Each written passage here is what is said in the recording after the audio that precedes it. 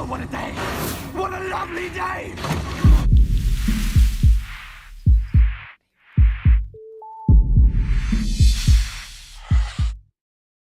Welcome to Science vs. Scientism.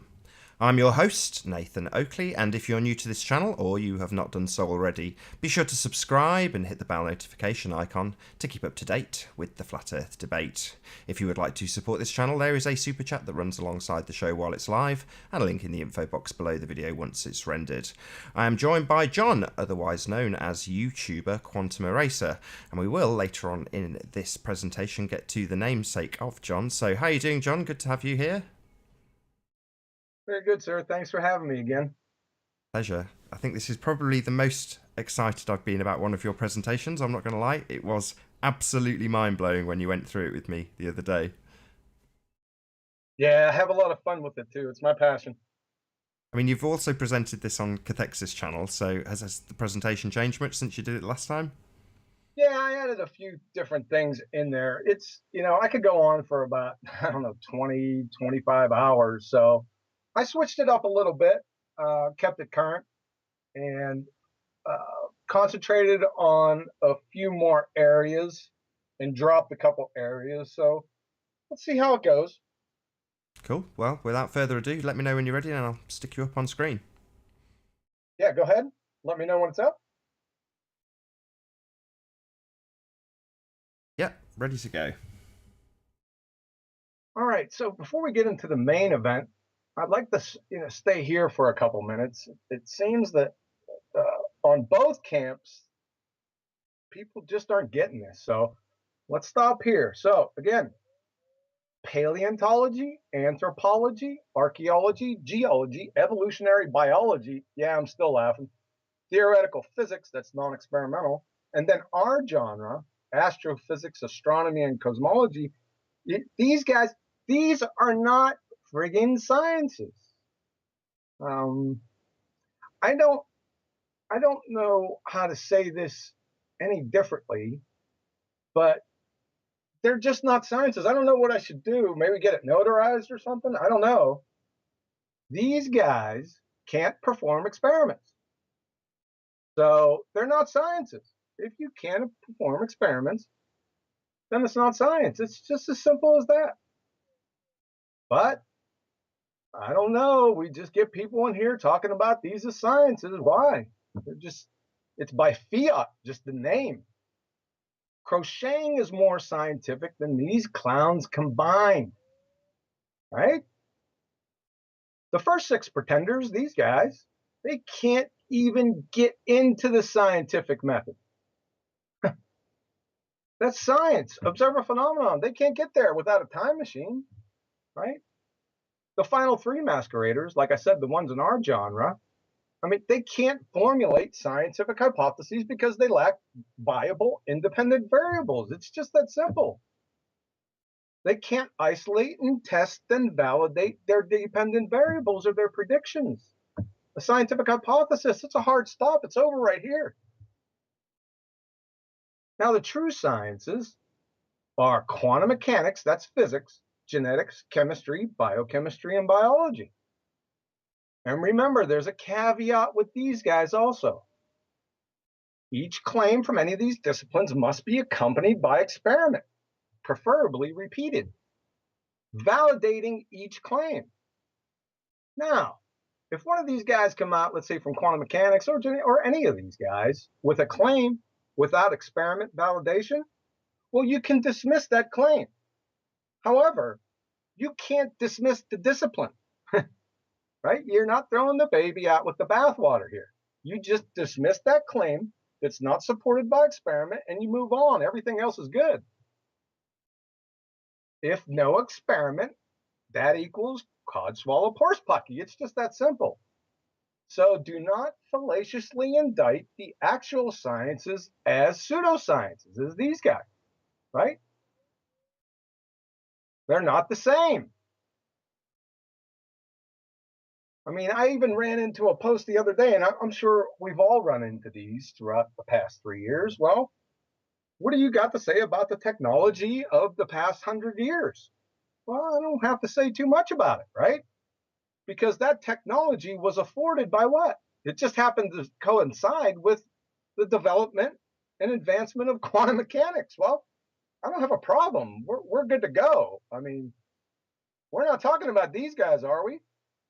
Are they trying to somehow take some veracity from quantum mechanics and put it onto these guys? What? Show me the MRI that geology has provided, right? Or the laser from cosmology. Right? It ain't going to happen. So it's quite ridiculous. And maybe this will help. I don't think so, because I've been saying this for 3 years now. It's both camps too. Well, our war is against science. Really? Your war is against these guys. Best wishes, because the door's going to close on you pretty quickly. So if you want a war against these guys, that's fine, because these are pseudoscience pretender clowns. All right, quantum mechanics. Utter these two itty-bitty words to the majority of people and witness firsthand this, right? We've all seen this before. I'm not talking about the pretender clowns. I'm talking about, you just regular everyday Joes. Sometimes I'll do it, around family gatherings, a whole bunch of people's around or friends, and I'll just bring up the term or the phrase quantum mechanics and just observe people. I'm not going to talk anything about it. I just want to see their reaction, right? Even with people that don't know what these two terms mean, right? I'm going to get this look or a rolling of the eyes. Even grandmothers, right? They'll be shaking their heads. They haven't even heard of these terms before. Talk about a conditional response, right? Where'd they get that from? Why is that?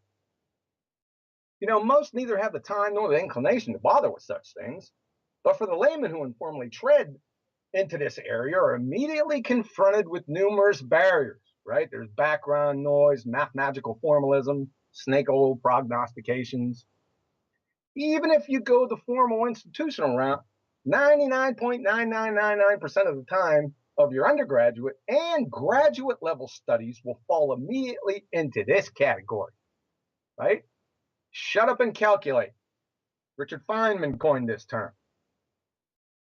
So, Professor Nicholas Geeson from the University of Geneva. In short, then, the mathematical formalism of quantum theory provides no explanation.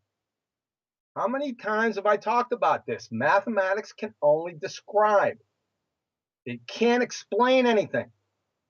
It can only describe the what. It can't give you the how or the why. This gives the how and the why. So, again, in short, then, the mathematical formalism of quantum theory provides no explanation, only a way of doing calculations. Some physicists conclude that there is nothing to explain. Shut up and calculate, they would advise us. But wait a second, this is physics. We need explanations, not descriptions. Any idiot can describe something. We need explanations, we need demonstrations, we need illustrations, preferably with experiment. That's what physics is. We're talking about science here. Well, there's a method to their madness. Since the majority of scientists, which most professing are not, have an a priori adherence to their fairy tale religion, philosophical naturalism, realism, that's atheism, which is scientifically falsified, by the way. We're going to get to that. The irrefutable experimental evidence in the literal thousands without exceptions of quantum mechanics, the most successful branch of physics in the history of science, stands in direct contradiction to it. Puts them in a very difficult and uncomfortable position, vice-like. You can either reckon with the scientific evidence, and there's boatloads of it, and adjust your worldview accordingly, or close your eyes, put your fingers in your ears, and say, la, la, la, shut up and calculate over and over again, and let cognitive dissonance rule the roost. Then what you do is you start erecting barriers and begin labeling it as quantum, weirdness, spooky, strangeness, absurdity, paradoxical, bizarre. You're going to hear these terms in the literature, in the scientific literature. That denotes a fringe science, which is the exact opposite of what it actually is. It surely is all of those if you're wearing philosophical, naturalist, realist, or atheistic glasses. Take them off. But no, can't have that. They then conjure and float up mind-numbing interpretations. What is this, religion? Right? There's no interpretations in science and the scientific method. It's black or white. It's a 1 or a 0. So this is nonsense right from Jump Street. You know, they got ad hoc and rescue hypotheses. The most popular one is the many worlds or multiverses, right? Well, that's like conjuring invisible three-toed gnomes. Many worlds, show me another world. That's what I thought. It can never be confirmed or falsified. So use it as a get out of incoherent jail free card to cloak their mind-numbing adherence to fairy tales with the facade of science, which are merely clumsily contrived just-so stories, to obfuscate having to give account for their ludicrous scientifically falsified stance. They're busted, and they know it. So let's go here. Richard Feynman. He's pointed out that every statement in quantum mechanics is just a restatement of Heisenberg's uncertainty principle. Well, what did Warren Heisenberg have to think about all this? And again, I had this on the last presentation. The first gulp from the glass of natural science will turn you into an atheist. But at the bottom of the glass, God is waiting for you. He knew this. All these guys knew this back then. They knew more about the meaning of quantum mechanics back in its infancy than they do now. It's astonishing. I mean, the computation power has increased exponentially. However, about the meaning, they were all over this back in the day. So basically, the uncertainty principle states that the more accurately you know, that's going to become very important here in a few minutes. The more accurately you know the position of a particle, the less accurately you know the momentum of that particle, and vice versa. So let's get to it. I'll be talking about photons to limit confusion, but everything I discuss applies equally to all elementary particles, electrons, atoms, and molecules. So in 1801, Thomas Young shot a coherent light source through a double slit experiment, and this is what he got. All right? This isn't a model. It's not a prediction. It's just what he got. Right? Another important point here. You see these terms down here, interference and diffraction, right? They're synonymous. They mean the same thing. This is a diffraction pattern or an interference pattern. This is going to become very, very important here in a few minutes. Keep your eye on that. So from 1801 up through 1910, 1915 area or so, all they got was this pattern. So everyone just assumed light was a wave. That was it, right? But 2 consecutive Nobel Prizes were awarded in 1921 and 1922. Why? Well, each showed conclusively photons were actually particles. The photoelectric effect and Compton scattering. Now, I've whipped Einstein around by the short hairs for the last 10 or 12 years, but give credit where credit is due. You see, Einstein didn't receive a Nobel Prize for those fairy tales, general and special relativity, which aren't scientific theories anyway, by the way. He received it for this, the photoelectric effect, and it's well deserved. All right, so credit where credit is due. And Compton scattering, this experiment right here, it was the death knell. It sealed the coffin shut. Photons are particles. So from the chair of physics at Yale, everything is really particles. All things, electrons, photons, protons, neutrons, they are all particles. So let there be no doubt about that. Okay, there's no doubt about it. So let's take a look at this. These are rocks over here. This is waves. This is rock. for rocks, and in here are individual rocks or particles, and this is a wave, right?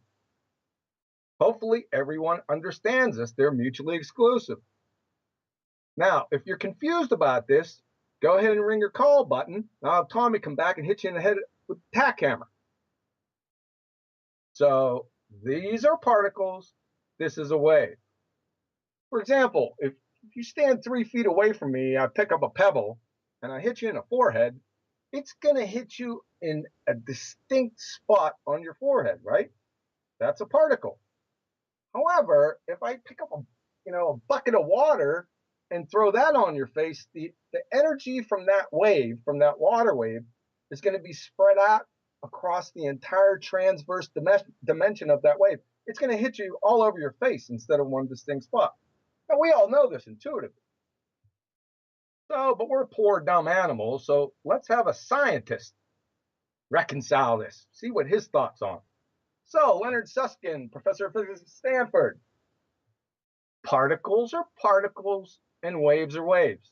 How can a particle be a wave? Wave in an ocean, that's not a particle. The ocean is made out of particles, but the waves in an ocean are not particles. Rocks are not waves. Rocks are rocks. So a rock is an example of a particle, and an ocean wave is an example of an ocean wave.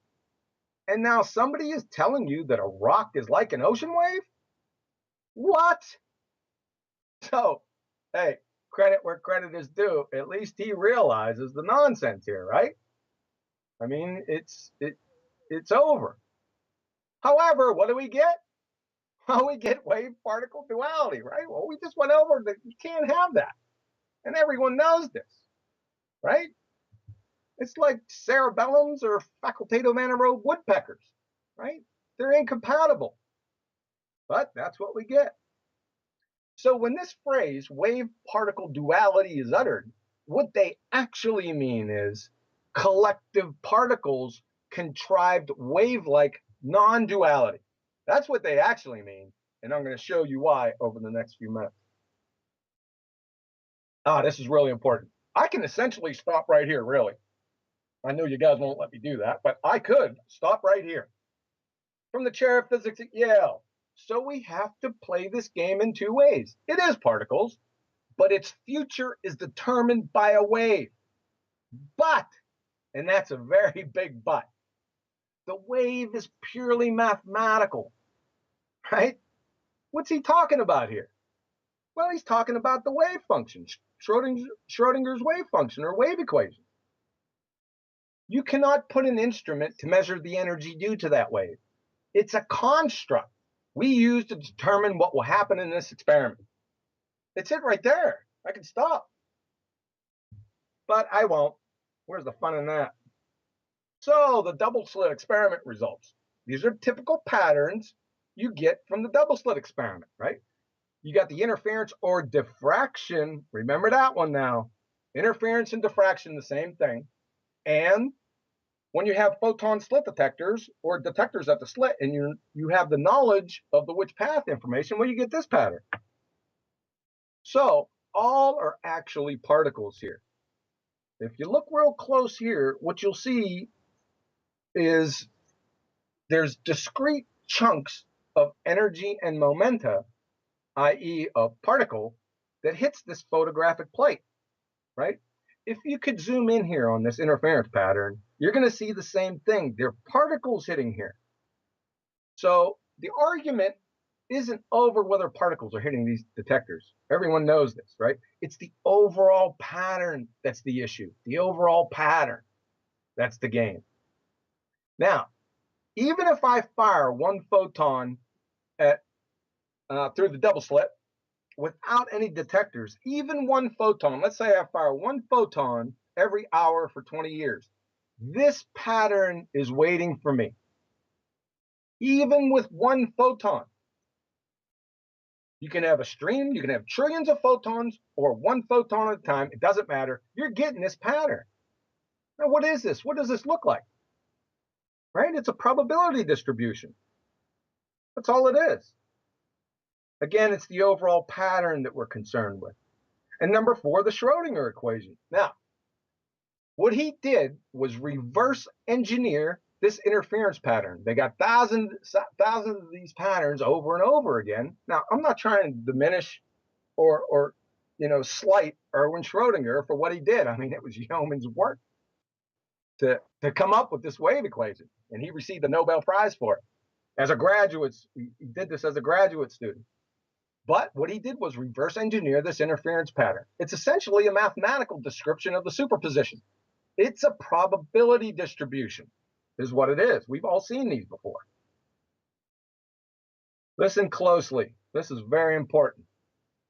Again, from the chair of physics at Yale, you cannot mathematically derive any of quantum mechanics except looking at experiments and trying to see if there is some theoretical structure that will fit the data, right? That's what Schrödinger did.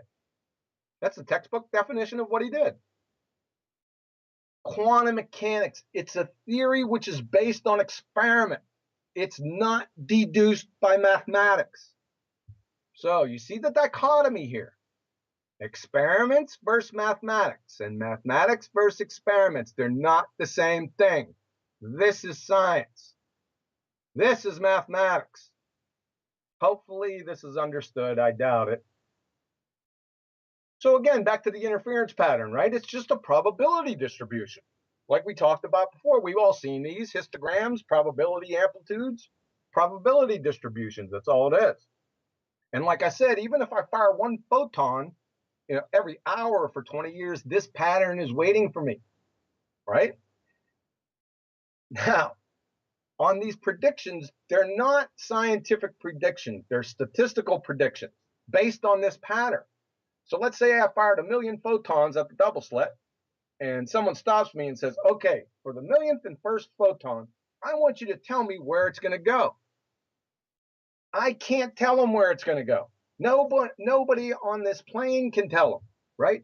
All we can say is that when the wave function is high, the probability is high, there's a good chance of it's going to hit here. And as the probability gets lower, it gets less and less. And when the probability or the wave function is 0, then you're not getting any photons here. Okay, so this is a statistical prediction. It's not a scientific prediction. Now, divining wavelengths. This is the game. So divining wavelengths from particles. And this S is very important here because they're not divining a wavelength of a particle. I'm going to show that here in a few minutes. It's particles. Now, this is a scale diagram showing what pattern you get from single slit diffraction down to 7-slit interference. Now, as you can see here, what's happening, as you increase the number of slits, the more defined and discernible this pattern is becoming, right? This is really easy to discern this. Now, instead of 7 slits, let's put 1,000 slits per millimeter. So what do you guess is going to happen to this pattern, right? It's going to get uber distinct and defined, and you can easily measure through here, right? So let me introduce you to diffraction grading, or better said, right, interference grading. This is going to be an interference pattern, right? So what they're going to do is they're going to take this monochromatic light source, fire it at the grating or the double slit, and in this case, it's thousands of slits per millimeter, right? They're going to fire them over to this detector, and what's going to happen? Well, we already know what's going to happen, right? We're going to get an interference pattern, but we're going to get distinct dots, right? We know this from the 7-slit. So what they do is, when they manufacture a wavelength of particles, that's important. What they do is they fire this monochromatic light source at this diffraction or interference grating.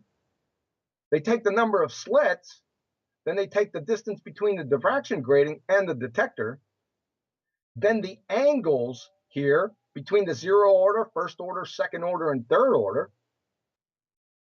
Then they take the distance of these dots, right, between the 0 order and then the mean values of the 1st order, 2nd order, and 3rd order between these guys. And voila, what pops out with a little trig? The wavelength. But wait a second. This is an interference pattern.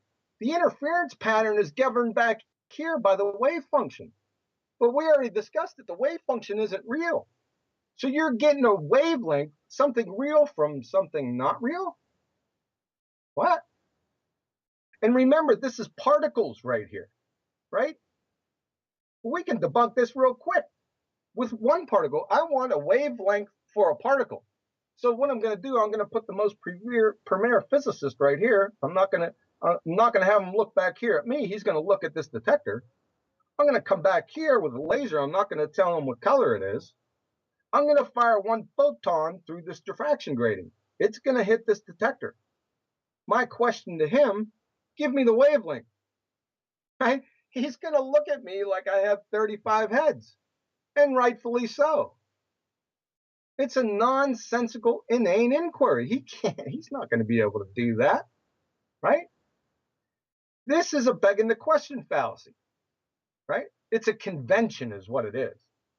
Now, is the convention right or wrong? I mean, no, the question's malformed. Conventions aren't right or wrong, they're just conventions, right? So the problem arises when you come outside the boundaries of the convention and make a statement based from the convention on reality.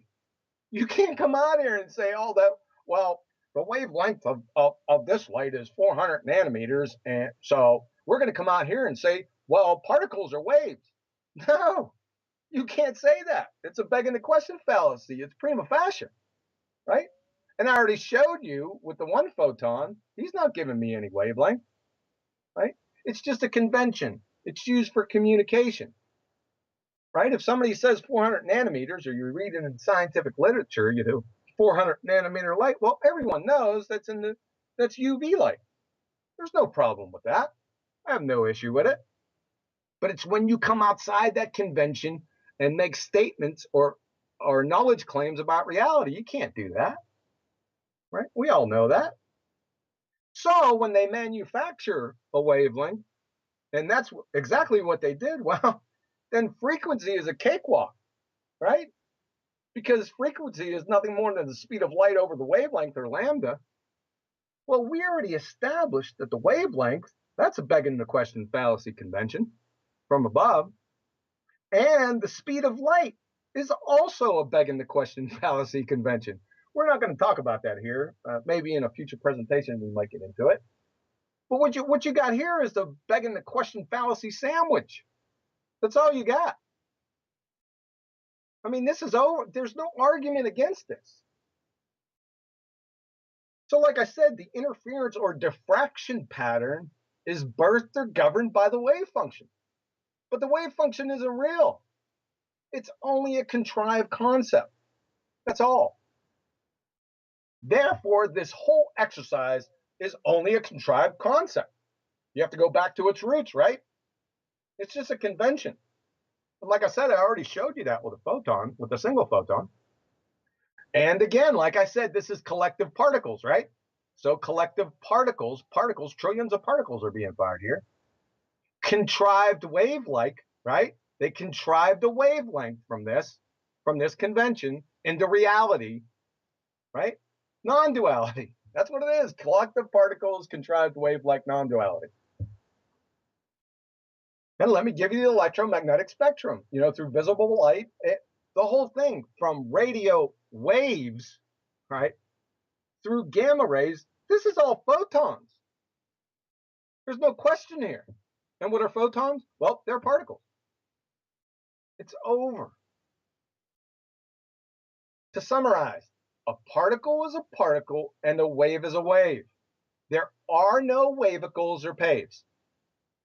There's only two ways to magically endow a particle with a wavelength, then frequency, right? And that's even inane prima facie. We only have a particle. So we have the wave function. That's Schrodinger's equation. We already talked about that. That's not a physical wave. And B, the diffraction or interference grating. This is a contrived convention because this is based on the wave function. It's over. It's over. There's no argument here. You can't even conceive of an argument against this. It's end the story. By the way, as a result of these conclusions, the 1929 Nobel Prize in Physics needs to be rescinded. I'm sorry, the one awarded to Louis de Broglie, right? What Louis It's said worth was, pointing that out again, John. Just say again? debunked a Nobel Prize winner. Yeah, the 1929 Nobel Prize in Physics went to Louis de Broglie. Yeah. What was your question? Just pretty much debunked him, right? Yeah. Now listen, this guy was brilliant, right?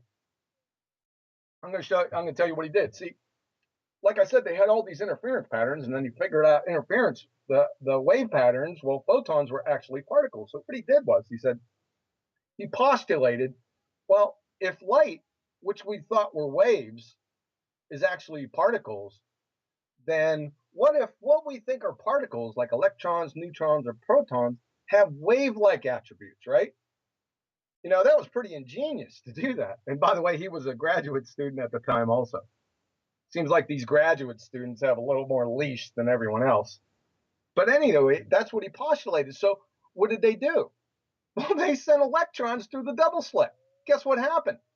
They got this pattern, right? This is an interference rate to happen. The photons and the electrons acted the same way, and everything acts the same way, like I said in the beginning. But that's what they got. They sent it through a double slit. Well, this is a diffraction pattern, right? What did we talk about with this diffraction? So guess what they got? It's electron diffraction grating. That's how they pop the wavelength out for particles. Well, we already told you that this is a begging the question fallacy. Convention, it's just a convention. There's nothing wrong with that, like I said. The problem only arises when you come out of the walls of that convention and make statements based on the convention into reality. It's nonsense. Begging the question fallacy. Textbook. So I'm sorry, it's over. There's no argument against this. So, before we move on, listen, debunking this wave particle duality stuff has no effect whatsoever on quantum mechanics. None. Zero. So this isn't really that big of a deal. But we have to cross the I's or dot the T's. Cross the I's and dot the T's. That's what we're doing. So let's move out of this convention and let's deal with reality. So the nature of our reality, right? So Richard Feynman again, he's pointed out that the entire mystery of quantum mechanics, well, it's in the double slit. Well, thanks a lot, Richard. I mean, narrowed the field down for us, didn't it? What he's saying here is, let's get rid of all these lines, all this stuff back here. What he's saying here is, if you understand what's going on in this experiment, well, you understand quantum mechanics. He also said that nobody understands quantum mechanics. What? I understand this double slit experiment. I showed this to my daughter 5 years ago when she was 10. Took her about 15, 20 minutes. She got it. She was asking poignant questions about it also. So I don't know. Richard Feynman's pretty intelligent guy. I'm sure he got it. Well, see what the problem here is. Richard Feynman was what?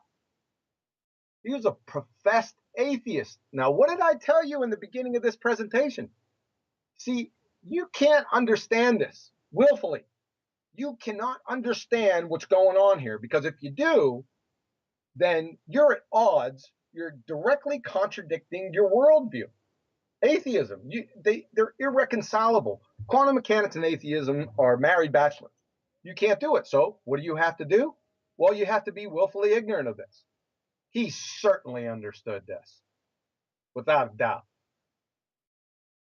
So, like I said, let's get rid of these lines here. Let's virginize this experiment.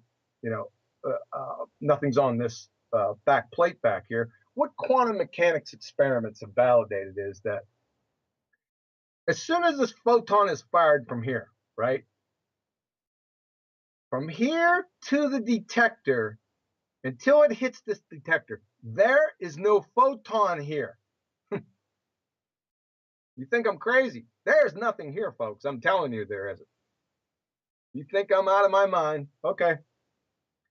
From Werner Heisenberg, the atoms or elementary particle themselves are not frigging real. They form a world of potentialities or possibilities. Now, what are we talking about here? We're talking about the wave function. Potentialities or possibilities. That's what the wave function is describing, rather than one of things or facts. From Professor Anton Zellinger, the path taken by the photon is not an element of reality. We are not allowed to talk about the photon passing through this or this slit. Neither are we allowed to say the photon passes through both slits. All this kind of language is not applicable. Right? And on a personal note, this guy right here, it's a crying shame that he hasn't been knighted with at least one Nobel Prize. By my count, it should be 3. Listen, you can't get into this genre. You can't get into quantum mechanics, especially the experiments, for 30 minutes and not run into this guy's name over and over and over again. I mean, I don't even know who number 2 is. Number 2 isn't even in the galactic vicinity. So to set the record straight, right? So back to the double slit experiment results. So what is going on here, right? What are these results telling you? You know, the difference between these results. Now, we already talked about the particles are hitting this. That's not the issue. We're looking at the overall pattern. So what is this telling you? Well, it's telling you, let's go with the interference pattern first. It's telling you that if there was no detector here, that the photons were acting like, very important, like waves, non-physical waves. That if there was no detector here, you wouldn't get anything here. Nothing's existing here. As opposed to this pattern, you know, we have the knowledge of the which path information. Well, what's this pattern telling us? Well, that the photons acted like, you know, baseballs before the double slit, through the double slit, past the double slit, and hit the detector. They did exist. It's like taking baseballs, chalking up baseballs, you know, get a big double slit and fire 500,000 baseballs through back to the backstop, a black backstop. This is what you're going to get. I mean, a lot of people, when they look at these, they don't see, you know, the ramifications, but that's what it means. And again, it's the overall pattern that's the issue here. Not that particles are hitting here. Everyone knows that they're particles hitting. The problem, if they're Newtonian particles, and every particle is a Newtonian particle, we should only see no interference. We should only see this. But we see interference to the right. Well, that's a problem. Right? What are they when we're not looking? Or better said, knowing. That's the key. And why is it when we look or measure or to know where they are before they reach their destination, that's the photographic plate or the emulsion plate, the pattern changes and we get a standard particle pattern here to the left? Why is that? So again, this is the typical double slit over on the right-hand side, Young's typical double slit experiment. There are no slit detectors in this experiment. It's just virgin. He's going to fire a coherent light source, and he's going to get an interference pattern on this back wall. But, you know, after those experiments by Einstein and Compton and a few others, they said, well, wait a second, you know, photons are particles. Why are we getting this interference pattern back here? We shouldn't be getting that. Now I'm going to skip a lot of experiments, a lot of time here, but eventually they said, okay, there's something going on at these slits. Let's figure this out. So they put photon detectors here, right? Gathering the which path information. They were storing the information. And what happened? Excuse me. Well, the wave function collapsed. That's what they say. That's how they phrase what happened, the difference between the interference pattern and the two columns. The wave function collapsed, right? And they're saying, well, wait a second. I mean, we just put photon detectors here. Why is it changing the overall pattern? It doesn't make any sense. But it's really cool because there are only 2 choices left here. Why this wave function is collapsing. right? One's obvious, one's not so obvious. But the first one is, well, the photon detectors are somehow or in some way interacting with these photons coming through this through these slits and changing this pattern, right? Or number two, it's not so obvious. It's the path information. It's knowledge. It's knowing that's collapsing this pattern. So that's pretty cool. There's only two choices. We're looking at only two choices and a cause and effect relationship, right? Well, that's pretty easy now. We can test this. We got this down. We can deal with this. So you had two camps. Either the photon detectors are causing wave function collapse, or knowledge of the which path information is causing wave function collapse. The only two choices. It's black or white. It's a 1 or a 0. No interpretations here. It's either this or that. So, before I get to this key point, this is a really good point right here. Let's go back up here because there's a lot of confusion out there. We don't want to add confusion. We want to take away confusion. So when people get in these discussions, what happens here is they don't differentiate and provide a distinction between photon detectors or electron detectors or whatever detectors at the double slit and this plate back here, this photographic plate. This is what I call a catcher's mitt, right? That's how I differentiate them, because all it's doing is catching these photons or whatever is being fired through the double slit. So be careful when you're in these discussions. Go ahead and delineate what you're talking about, right? Because there's so much confusion with detectors this, detectors that. I was in a few discussions. I just dropped the discussion. I said, we're so far off the main point, there's no sense in going on. So go ahead and do that. It'll limit confusion.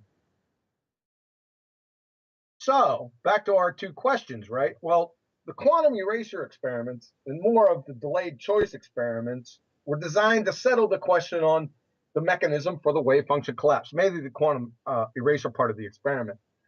Most of these experiments were thought experiments. They were the brainchild of Professor John Wheeler at Princeton. He thought up all these experiments, but back in the day, they didn't have the technology to deal with them, right? They couldn't actualize them. However, as we're going in time, 70s, 80s, and 90s came along, they said, well, hey, we can actually actualize these thought experiments. And they did. Good news for us. So that brings us to a delayed choice quantum eraser, right? I call this the undisputed. It's undisputed on many levels, and my namesake. And this was by Marlon Scully and Yunhoo Kim in 1999. And the reason why I call this the undisputed is that any conjurings that anyone feebly dreams up to obfuscate quantum mechanics is clobbered incessantly over the head with this experiment alone. I mean, there's not an argument, there's not a single one in 10 years that I just didn't go into this quantum eraser and just pummel anyone's arguments. That's why it's undisputed, or one of the reasons why. The second one is the simple elegance of this experimental design. You're going to see it here in a few minutes. It is quite noteworthy. I've seen thousands of experiments, and this one just stood out to me. Over many different disciplines, this one really stands out. It's simple elegance that stands out.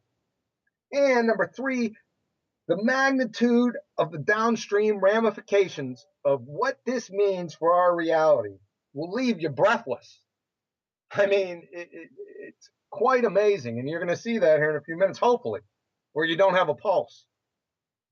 So ever since this experiment, this is another funny thing, ever since this experiment was published and continuing to this day, has sent and continues to send physicists in droves to the Eastern mystery religions, right? Why? Well, there's no way out. I mean, if you're an atheistic scientist and you understand quantum mechanics or have been around the discipline, you can't reconcile it with your worldview. So it sends them in droves. You can even go through the literature and find them talking about this, right? They won't go to Christianity. We can't have any of that. So we have back to our cause and effect relationship. We have two choices. well, if we have a cause and effect relationship and we only have two choices, what can we do? I know, excuse me, I almost choked. I know, let's do the scientific method. The pollen's not helping here either, man. We got like a quarter inch of pollen outside on my Jeep, so it's pretty bad. But listen, we can do the scientific method, right? Let's do an experiment. So observe a phenomenon. Photons, elementary particles, atoms, molecules exhibit both wave-like, that's interference patterns, or particle behavior, no interference pattern. Step 2, the alternative hypothesis. If the which path information is known or can be known, then we will observe wave function collapse. That's no interference. Conversely, the null hypothesis. If the which path information is known or can be known, then we will not observe wave function collapse. In other words, if the which path information is not known or it's erased and never can be known, then we will observe interference. That means the wave function's intact. Now, if the environment is the mechanism for wave function collapse, they call it decoherence. That's interactional quanta with a physical measuring device, in this case, slit detectors. Then we will not observe any change in pattern between the downstream detectors. I'll show you those here in a few minutes. The independent variable in this experiment is inside the experimental setup. It's based on the paths. It's either the known paths, and that's detectors D3 and D4, and the unknown paths, detectors D1 and D2. The dependent variable is, well, whether we're getting interference patterns or no interference patterns. Just that simple. Excuse me. So, test experiment. Remember the two camps now. Don't lose sight of this. Don't forget the question. The two camps for the cause of wave function collapse, it's either the slit detectors or knowledge of the which path information. Now, this is the experiment. This is kind of small. Let's go to a bigger version so you can see it. Now, at first blush, this is pretty complex, right? It's pretty intimidating. But if you take your time, get the Adderall drip out, right, and go through this experiment, identify all the players and what's going on here, like 5, 10, 20, or 500 times, you'll get this. It's actually, after you get it, it's really quite simple. And like I said, simple elegance. Let's go through it. We'll go through it slow. So we got the laser beam, the light source back here. It's an argon pump laser. You have the double slit right here. You have a BBO crystal and a Glan-Thompson prism, right? Now, before we move on, notice something I didn't mention over here, right? What didn't I mention over here by the double slit? There are no slit detectors here, right? So we're testing this hypothesis directly. There are no slit detectors in this experiment, okay? So let's move on out. D0, D1, D2, D3, and D4, along with D0. All these guys, all these black rectangles here, are catcher's mitts. They're only catching these photons. That's all they're doing. You got another prism here that's guiding these photons on their paths. These green things right here are beam splitters. Now, they're half silvered mirrors. That is to say that any photon incident on one of these beam splitters, there's a 50-50 chance of the photon either transmitting through or reflecting off. Okay? MB and MA are full silvered mirrors. They can only reflect 100% of the time any photon that's incident onto them. And you have the coincidence counter, right? This is storing all the information from this experiment. Another important thing, this is a fire and forget experiment.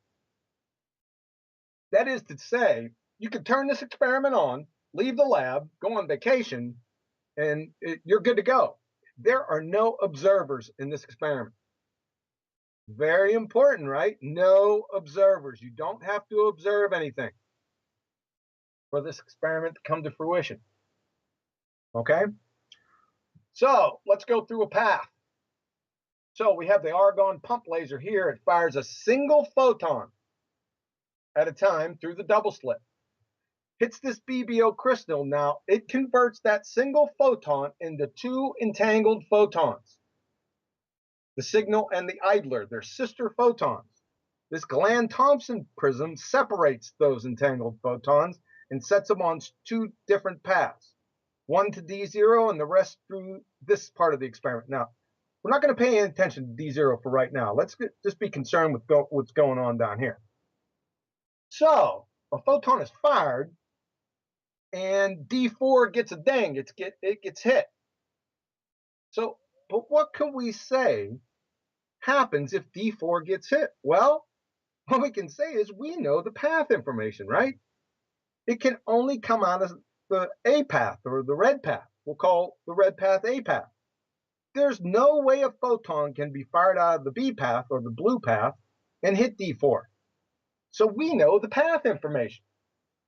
The same thing happens with D3. Due to the experimental setup, if this detector is hit, the only way it can be hit is if it came out of B. There's no way a photon fired out of slit A can hit D3. The same, there's no way that a photon fired out of slit B can hit D4. There's just no way. The experimental setup limits that, right? So now we move on to D1 and D2. This is the eraser part of this experiment, D1 and D2. Or better said, it's the obfuscation part. Excuse me. What's happening here, the path of these photons are taking is erased or obfuscated by the experimental setup, right? As for D4 and D3, the photon can take only one single path, but with D1 and D2, it can take both paths. Watch. A photon fired out of slit A can transmit through BSB, reflect off MB, reflect off BSC, and hit D2, right? A photon can also be fired out of slit B path, transmit through BSA, reflect off MA, transmit through BSC, and hit D2, right? So the path is obfuscated. It can come out of either slit. We don't know. We can never know. Every single time a photon hits D2 or D1, guess what happens? We get an interference pattern here. It's acting as if, very important part, as if, because we don't know the path information, it's giving us an interference pattern here. Guess what happens at D4 and D3? We get wave function collapse every single time either one of these detectors are hit, right? This is over. It's over. Our question's over right here. There are no slit detectors. The wave function collapses because knowledge of the which path information, right? Yeah, but we're not done yet. That's pretty cool, but that's not the jaw-dropping part just yet. Let's go back to D0. So, photon gets fired, split into two entangled photons. The sister photons, one sister goes here, the signal photon. The other sister photon, the idler, goes on its path. Well, this detector is hit 8 nanoseconds before any of these detectors are hit in this experiment. In fact, this detector is hit by one of the sister photons before its sister reaches these beam splitters. It's right in this area or right in here. Guess what happens? Every time D0 displays a wave function collapse or no interference pattern, its sister hits D4 or D3. Every single time, there's no exception. Every single time D0 registers an interference pattern, its sister photon hits D2 or D1. We're off the reservation here. You know, if your jaw didn't hit the floor just now, you need to check your pulse, because we're off the reservation. This photon knew where its sister was going before it got there. Right? Now, either this photon got a highly complex computer on board, or Edgar Casey or Gene Dixon are riding this photon, then we're off the edge of the map. I mean, take your time and savor this, right? Let's go back to the experiment, right? And deal with the experimental results and leave you with that. Well, this is easy, right? The results of this experiment are easy. The unknown paths, we got interference patterns. The known paths, we didn't get interference patterns. We had a wave function collapse. It's over, right? Right? The slit detectors versus knowledge of the witch path information. It's over. It's knowledge of the witch path information. Done. End of story. Analyze the results. Well, we just did. Let's go through it formally. As you can see with the results above, the witch path information coming from either slit A or slit B was erased, obfuscated, or lost by the experimental setup for R1 or R2. Don't let this confuse you. It's D0 and D1 with D0 or D1 and D2. So D0 in combination with D1 and D2. So the photon acted in a way as if it went through both slits. It displayed an interference pattern. It's the same pattern as a traditional double slit experiment without slit detectors. For R3 and R4, the witch path information was known due to the experimental setup. It displayed no interference, the same pattern as the traditional double slit experiment with slit detectors. Since there weren't any slit detectors in this experiment, that is, the slit A or slit B path information was either known or unknown merely by the experimental setup for each of the downstream detectors. Well, this is easy right now. Step 5, validate or invalidate the prediction, right? Well, the alternative hypothesis is validated. There is no possibility that the slit detectors collapsed the wave function. Why? Well, because there weren't any. Therefore, the prediction is confirmed. Knowledge of the witch path information solely collapses the wave function. The null hypothesis is rejected or falsified. Decoherence is incoherence. It's over. So the experimental conclusions. The existence of the witch path information alone causes wave function collapse. Decoherence, physical interaction with the measuring devices, does not cause wave function collapse. And quantum mechanical phenomena transcend time and space. That is, space-time is bunk. That's why Einstein tried to debunk quantum mechanics, because it was debunking him. He was the antagonist. We needed him, right? He was the canvas used to paint this picture, right? Sorry about that, but he got debunked. Well, additional confirmation. I picked 3 out here. I can, pick hundreds now, but the one that stands out is this one, Zhao Sung Ma, from the Proceedings of the National Academy of Sciences of 2013, the quantum erasure with the causally disconnected choice.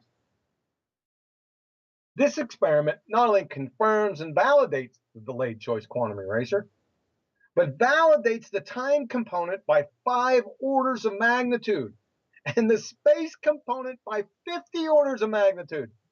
Their detectors were like 144 or 45 kilometers apart. But this is over. See, the gobsmacking implication here are that not only are there no slit detectors at the double slit, but again, time and space or space-time is utterly meaningless in this reality. And how in the world did the sister signal photon know where its sister idler photon was going before it got there? How did that happen? Interdimensional Jedi telepathy? And number 2, how in the world can photons know the witch path information? Aren't photons inanimate objects? I mean, they're not sentient, intelligent beings, are they? And why act differently even if they did know? I mean, this is preposterous anyway. They don't know anyway. So somehow the photon knew that you knew where it came from and where it was going to end up before it ended up, and changed its behavior accordingly. What's that sound like, right? Sounds a whole heck of a lot like omniscience, doesn't it? It's just jaw-dropping. It's Unbelievable. See, these guys knew this stuff even before these experiments came out. These guys knew it. Check us out, 1986, from Professor John Wheeler. Right? It begins to look as we ourselves, by our last-minute decision, have an influence on what a photon will do when it has already accomplished most of its doing. We have to say that we ourselves have an undeniable part in what we have always called the past. The past is not really the past until it has been registered. Or to put it another way, the past has no meaning or existence unless it exists as a record in the present. That's why Niels Bohr said, no phenomenon is a phenomenon unless it is an observed phenomenon. Sound familiar? First step of the scientific method. Let's take a little sidebar here. That means all the fairy tale just so story prognostications, for example, radiometric dating, or any dating method for that matter, by the metaphysical pseudoscience priests telling us what happened in the past. You know, remember these guys, these clowns, right? We talked about before. These claims are all cod-swallop horsepucky, validated by experiment. You can't get around this. Again, in 1986, Sir Rudolf Peirce. The moment at which you can throw away one possibility and keep only the other is when you finally become conscious of the fact that the experiment has given one result. You see, the quantum mechanical description is in terms of knowledge, and knowledge requires somebody who knows. You gotta have it.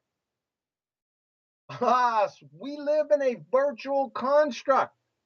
I don't want to hear it. You know, from the snowflakes out there, this is what these experiments are telling us. Unless you can show photons and electrons, you know, having sentience and intelligence, I'm sorry. There you are. There it is. Who's the programmer? You got to have one. Who's the knower? You got to have one, right? So, in conclusion, in order for matter to exist, there must be a knower first. That's why I've been saying this for 10 years. Now you see the reason why. And atheists, pay attention. From Bernard de Espinal, The Quantum Theory and Reality, in 1979. Great year, by the way. The doctrine that the world is made up of objects whose existence is independent of human consciousness. Well, what is that? Well, that's philosophical naturalism, realism, and atheism. That's what it is. That's what this is.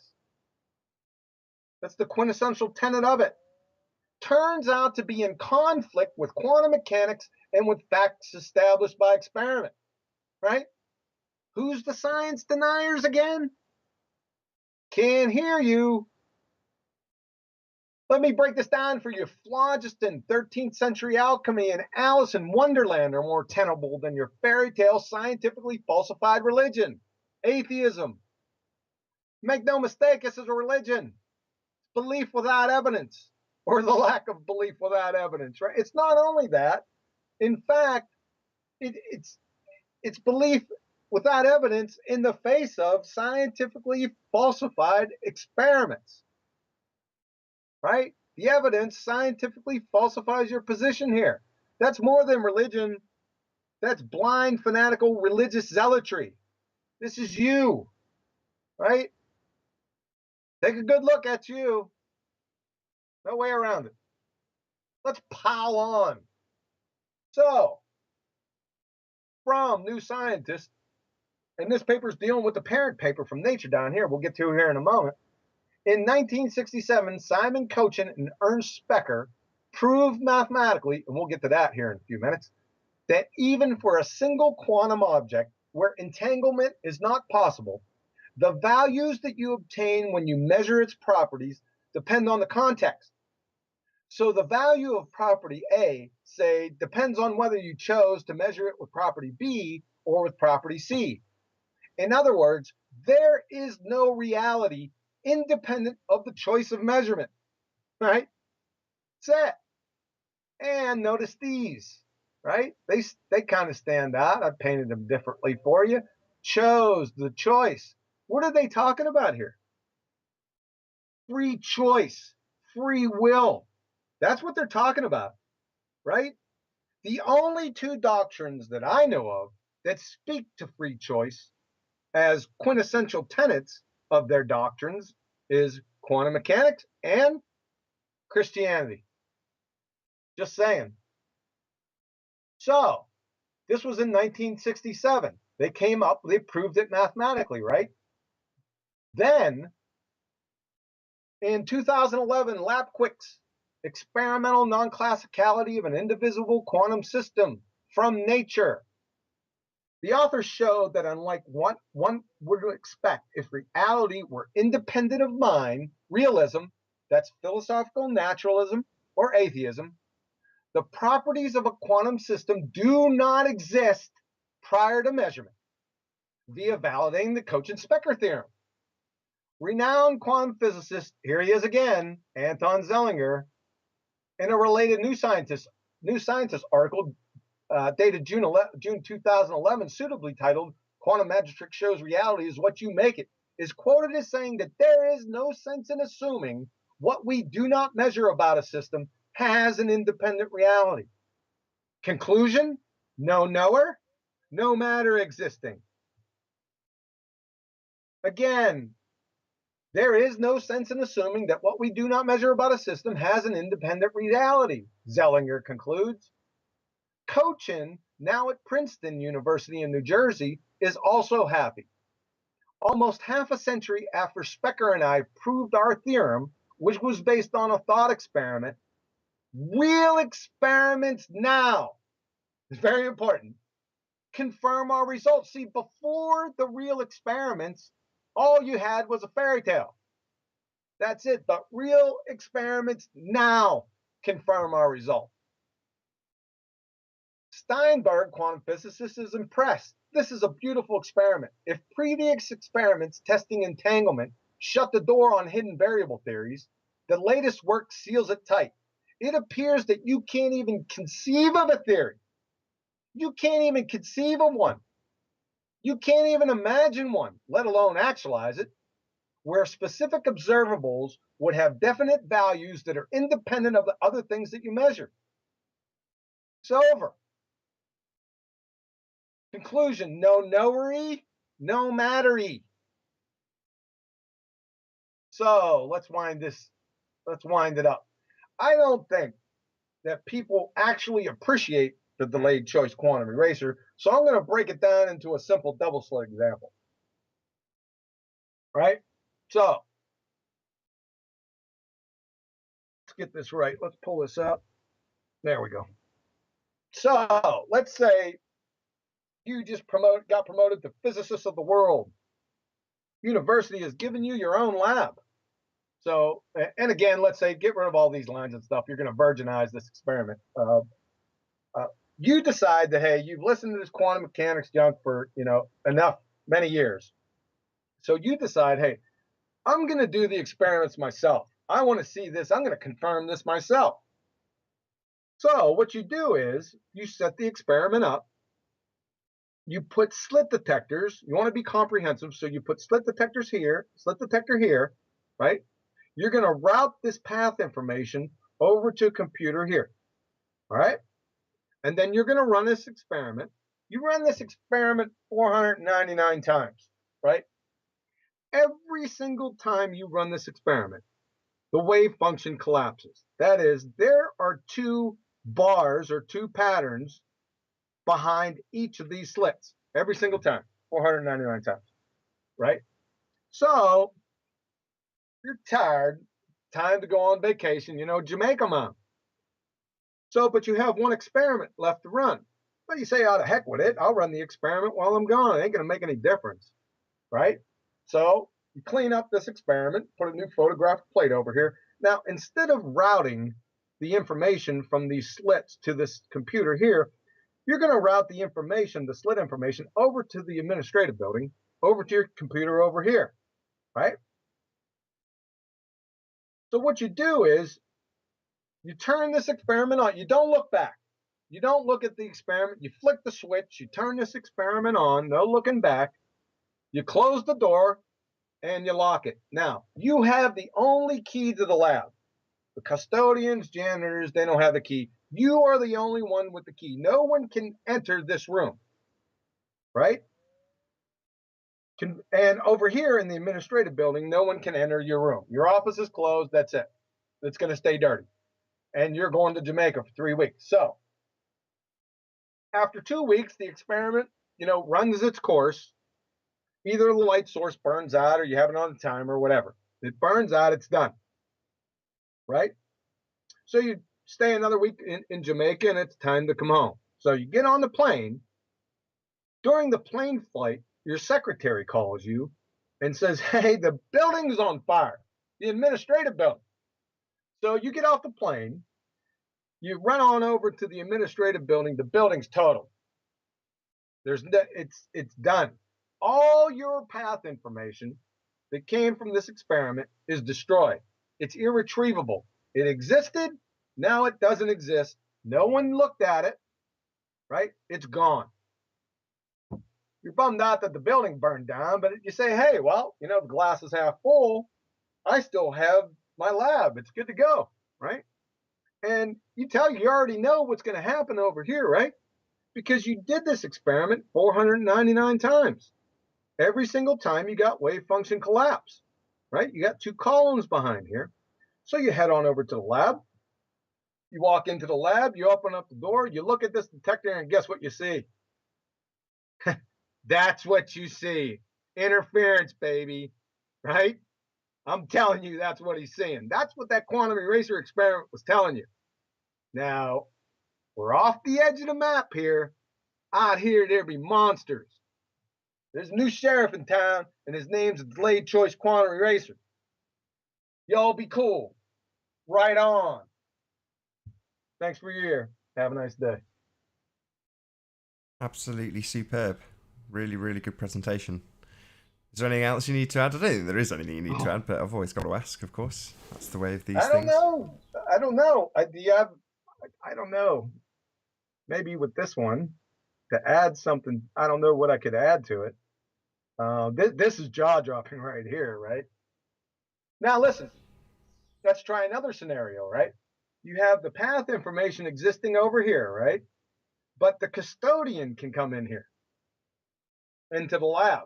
If a custodian comes into this lab and he looks at this detector with the path information existing, no one knows it yet, right? But it's existing in this reality. If he walks in to this experiment, he's getting wave function collapse here. That's it, right? He's getting wave function collapse. That's it. It's over, right? There's nothing to convert it back.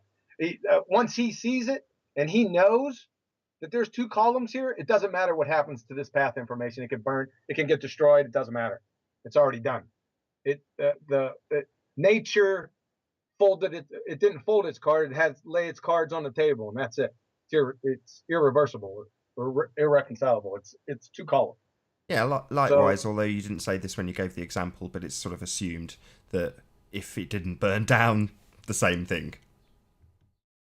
Right. I think we talked about another example. What was it on the? Oh yeah, it was the beach, right? So another good example. Nathan and I, we go to the beach. Now we're the first people ever to go to this beach. No one has ever been there before, and we both look out and we see an island. Right there is an island out there, and like I don't know, 5 miles off the beach, we see the island. Both of us see it. It's there. However, we leave the beach and we get in a car accident and we die. Now, no information is existing in this reality that island exists, right? So let's say Sally, she decides to come down a couple hours later. She's on the beach and she looks out. That island doesn't have to be there. It doesn't. It's a probability distribution. It's just a draw. You take a draw from nature. It's off that interference pattern, right? Remember I said about the probability distributions, right? I know it's out of this world, but that's the way our reality is. That's you need to know it. It also answers the age-old question: which came first, chicken or egg? Right. The chicken. Emphatically. So, very interesting questions to get answered with the things like the quantum eraser. I think I might round it out there, John. It's been an absolute pleasure. Thank you very, very much indeed for going through that presentation with us. It really was exceptional, as always. It was my pleasure, sir. And I'm also going to say a massive, huge, enormous thank you to all of the live audience for tuning in and hopefully for sharing this presentation. If you haven't done so already, be sure to like, comment, share and subscribe.